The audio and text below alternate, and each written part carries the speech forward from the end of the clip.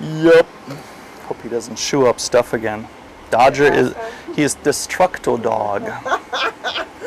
What a friend that says Destructo Dog. The dog chewed up a mouse and got this wheel out, and there's like a rubber cover on it. That was all over in pieces on the carpet when I came home.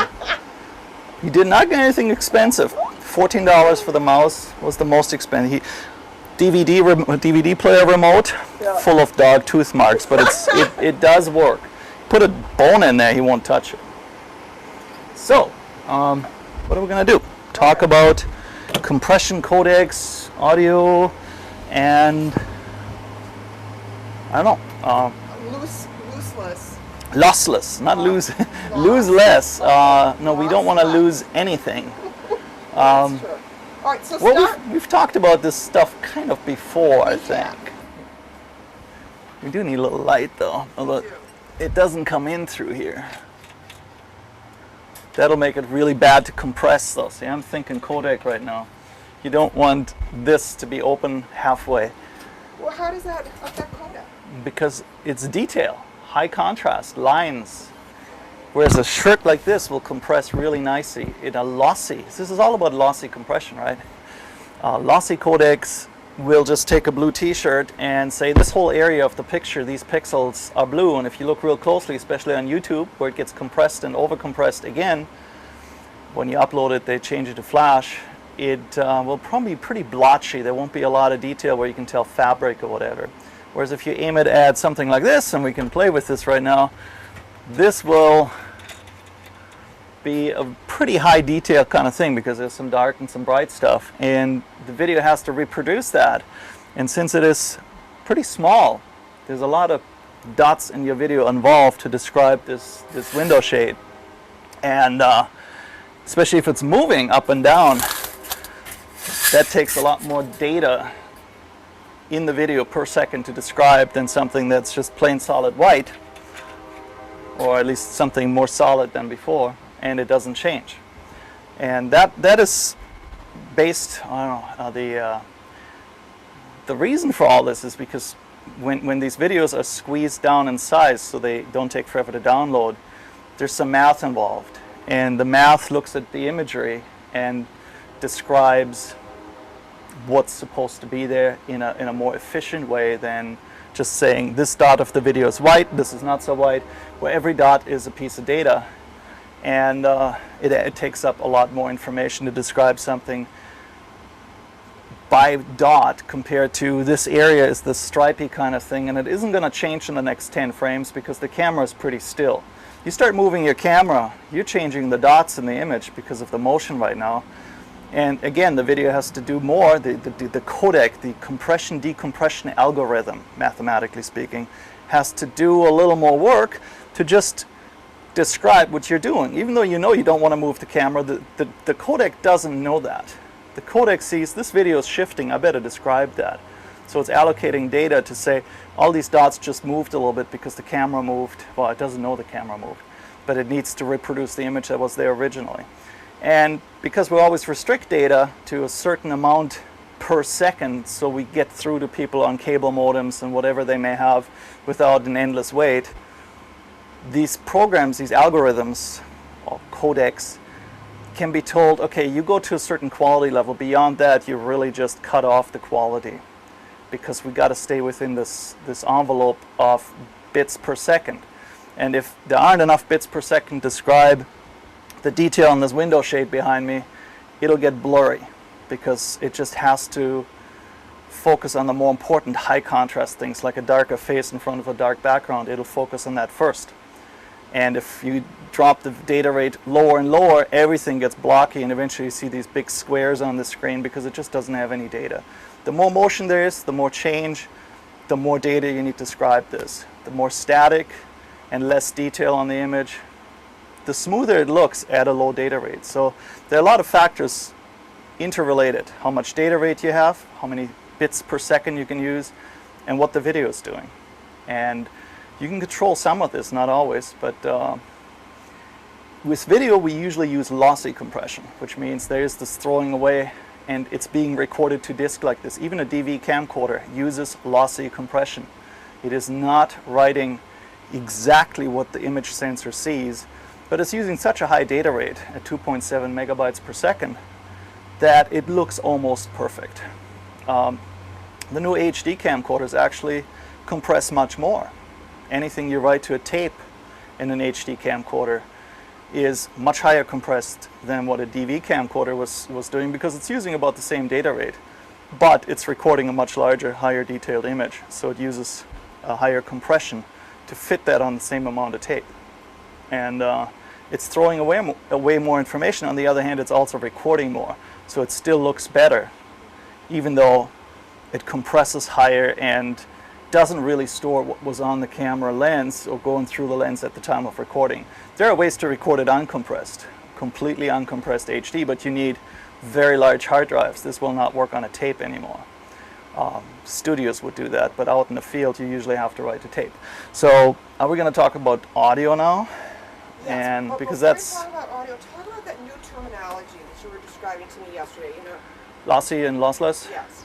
Well, we just started talking about lossless audio, video. Audio is the same thing. When you don't throw anything away that cannot be restored. Did I say that right? Yeah. When you compress.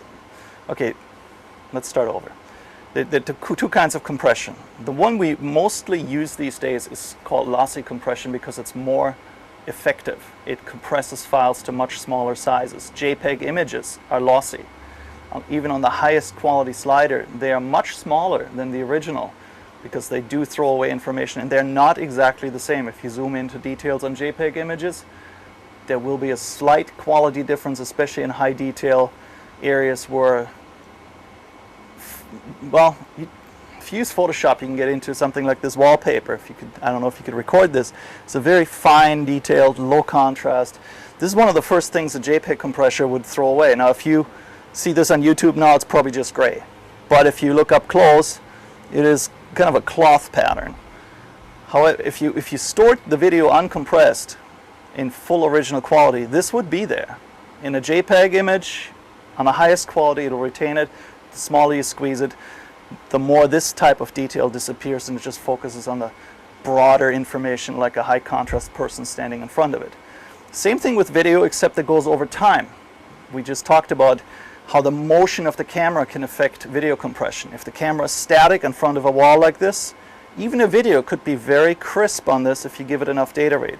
You start moving that camera left and right in front of that wallpaper, that fine detail, if it's moving slow enough, might shift with it, but at a certain compression level where you say you can't do more than so many kilobits per second, that's the first thing that kind of falls below the threshold of detail that it cares about. It'll care more about high contrast things like the thermometer it have hanging on there, because it's black on white and really high contrast. Low contrast disappears. And in audio, it's the same thing. Audio files like MP3s, there's a certain data rate. Everybody knows about the 32 kilobit, the 128 kilobit, and the 320 kilobit MP3s. The more kilobits per second you use, the more it sounds like the original.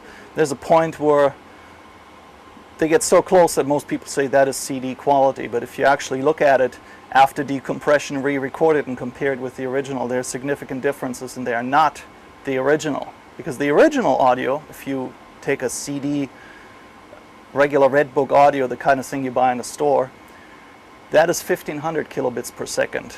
And even a 320 kilobit per second MP3 is a 5-to-1 compression. You throw away 4 out of 5 parts. And it sounds very close, and is kind of a relic from the days when we had small hard drives that everybody kind of squeezed it down to 128 kilobits, about 10-to-1 compression. And you were able to fit 10 CDs in the space of 1. Great, but nowadays we have big hard drives and we really don't care anymore. If you're into quality, you don't have to say, okay, well then I can't use MP3. There are other codecs, compression, decompression algorithms that can give you better audio quality without having to use the highest uncompressed original data file, which would be a WAV or an AIF file on a Mac ripped from the CD. And these are called lossless audio codecs. And a lossless codec essentially is something that can manage to get the file size squeezed down But when you play it or restore it to burn it back to CD, it actually gives you exactly the same file back that you started out with. So basically when you're listening to it, you are listening to an uncompressed file, except it takes less disk space. And there are several file formats out there. There's Apple Lossless, there's FLAC, F-L-A-C, Monkey's Audio, several others, but these are the most popular ones. Shorten. How do you know if that's what you've got or you're getting?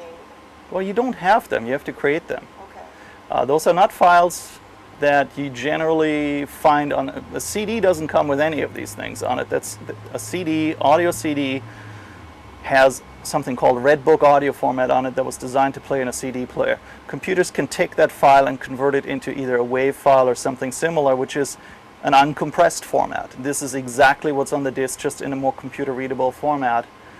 That file then has to be given to a piece of software, which we call an encoder or compressor, to change it from, in my case usually WAV format, to a compressed smaller file format. And usually get these utilities on the download sites for these codecs and FLAC, and they're all free actually.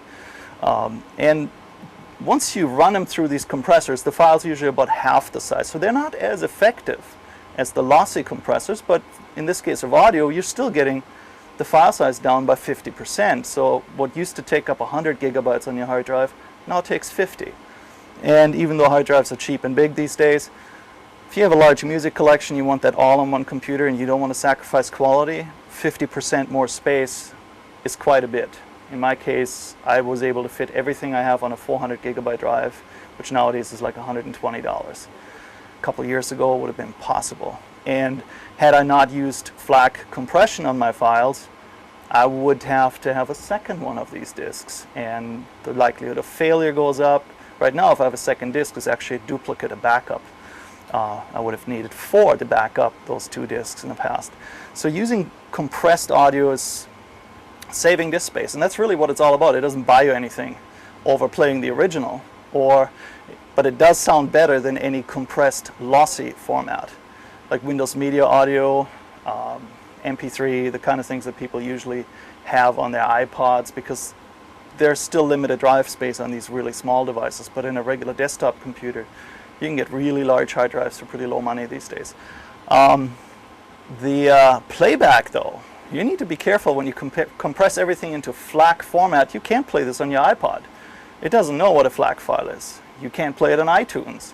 You need a playback program that can decode FLAC files. Now there may be one day a plug-in, a piece of software that teaches the products that don't know FLAC right now what it is, so it can play it back. Or you can just go find a player like Winamp or Foobar, all these PC-based players, and I bet there's some for the Mac, just not up to date on that, that can handle these formats as if they're MP3s or other native formats. They're not really files you stream across the internet, because they're still pretty large at something like 700 kilobits per second. But they're very, very usable on a computer, and they just save you disk space. That's really what it's all about. They're usually not used in combination with video. Whereas MP3, it actually originated as the audio track of MPEG-2 video. That's what it was originally intended for. And it became this huge audio standard, more or less, because it was the first readily available non-proprietary audio codec out there that can compress CDs 10:1 and still sound pretty good. But there are better codecs out there that today exist, except they don't have the spread. It's kind of like VHS and beta. VHS may not have been the better format, but it won out because everybody was using it. MP3 is out there, and it's going to be here, even though it's pretty obsolete for many years to come. There's so many devices that play it now. You can take a CD, burn all your MP3s to it, and stick it in any DVD player you buy today. These DVD players will see, oh, this is a data disk with MP3s, let's play some music, without having to teach them anything. This is built into the chipset now of hardware, because it is so commonplace. You do that with a FLAC file, and no hardware device. Actually, there's 2 or 3 niche hardware devices I just heard about that may be able to play FLAC, but it would be audiophile type material and not the kind of thing you buy at Best Buy. And I'm running out of ideas here. I think that's good. Let me think for a minute and put this down. How do you hurt your shoulder, Peter? when, when I'm working on the computer, I can compress something down to 300 bits per second, but sometimes it's called H.264. Oh, that's the video codec you're using. The H.264, if you're using QuickTime, is one of the most modern video codecs. The video part of the video that you're compressing at that point can be compressed into, I mentioned earlier, MPEG-2. You could use the old Sorensen codec if you're talking QuickTime. If you were using Windows Media, you'd be using the Windows Media 8 or 9 codec. If you're on a Mac, though, the newest one that gives you pretty much the best quality for the bit rate, because it's the most modern version of their codecs that are available, is H.264.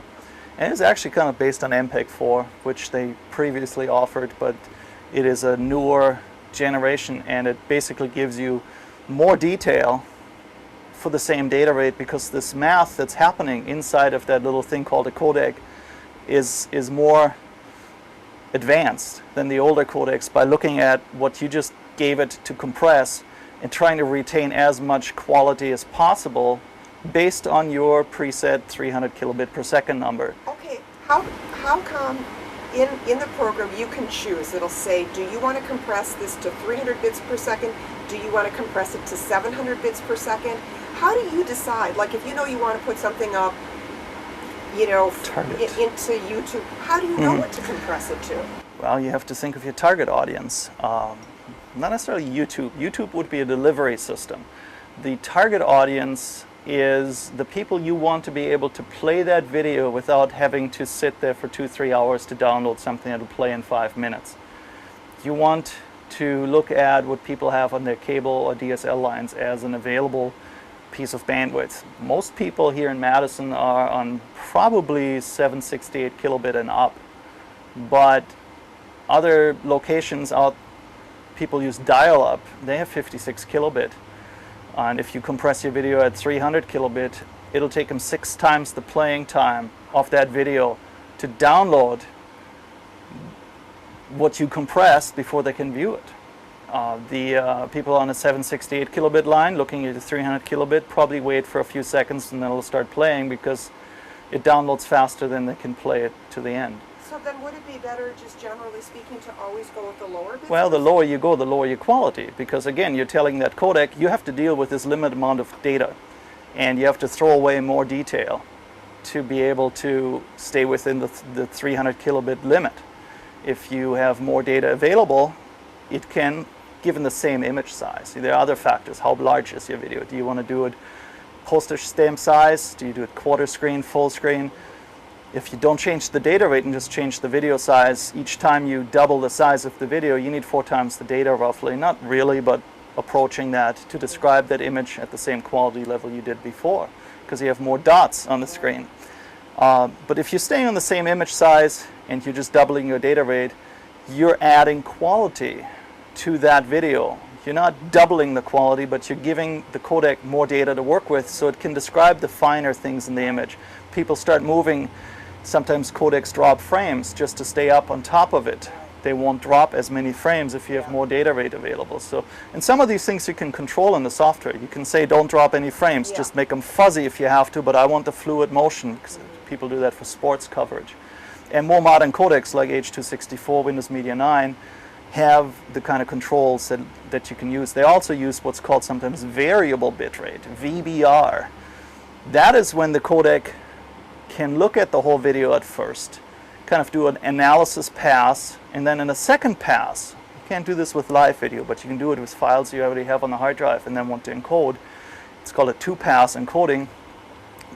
On the second pass, that codec already kind of knows where the high data rate moments are, where there's somebody starting to wave his hands. It needs more data at that moment in time to describe the action than just a still talking head. And by doing a first analysis, the codec knows, okay, they want me to do the 300 kilobit. There's a certain flexibility of where to allocate that, because it doesn't have to be every single frame at the same data rate. It can kind of buffer up a little bit and reserve for that high action moment and then play that out slightly higher, because as you download it, the player has what's called a buffer. It kind of downloads a little bit up ahead.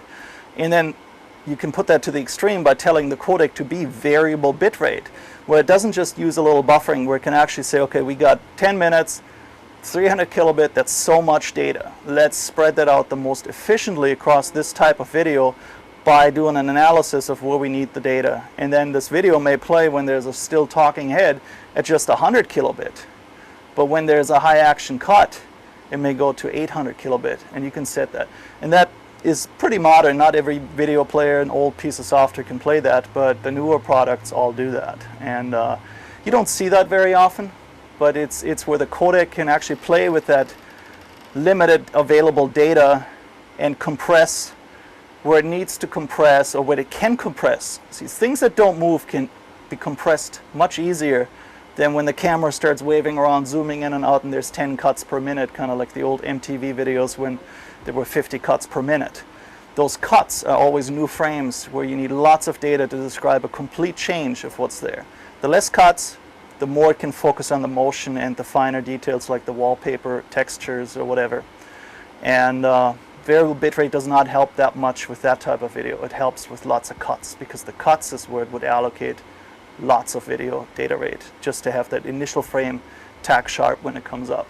If you have a fixed data rate, initial frames may be kind of fuzzy and then clear up over time. You may have seen videos that have that effect happening, because when it's extreme, when there's a lot of cuts and the data rate isn't up to spec to keep up with these fully new frames appearing, sometimes the frames appear in a degraded, more pixelated manner, and then over time they fill in the detail that wasn't there when the cut actually happened. But over time, the codec then catches up, and then comes the next cut and has to do that again. But that only happens when you really use a fixed data rate and a single pass encode, and probably an older codec. Cool. All right.